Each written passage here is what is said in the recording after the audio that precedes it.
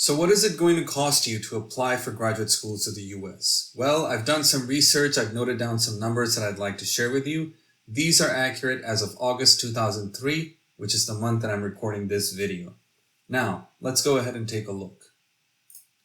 Your total application cost will be broken down into the application fee, which is school dependent, your TOEFL exam or your IELTS, your GRE exam, and your transcripts.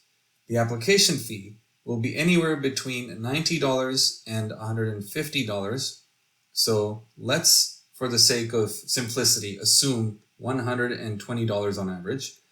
For TOEFL, the application fee will be anywhere between $180 and $325. However, in Pakistan, for the IBT, which is internet-based testing, the application fee currently is $205. For GRE, the application fee is currently $220 everywhere in the world except China, where it's $231. So we will assume $220 for our calculations. And for the transcripts, again, it depends on the university that you are currently studying at. But for GIK, which is where I graduated, it is currently $10 for the first transcripts and then $8 for every other transcript order.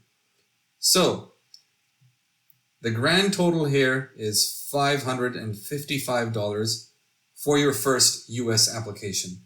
Now, of course, the thing to keep in mind is that the TOEFL and GRE fees are one-time fees. And for GRE, once you take the exam, it's good for 5 years. The application fee and transcripts will keep building up for every other application after your first one at a rate of 120 plus 8 for GIK. So 120 plus 8 for the transcripts from GIK, which we're using in our current example, which will be 128 for every other application.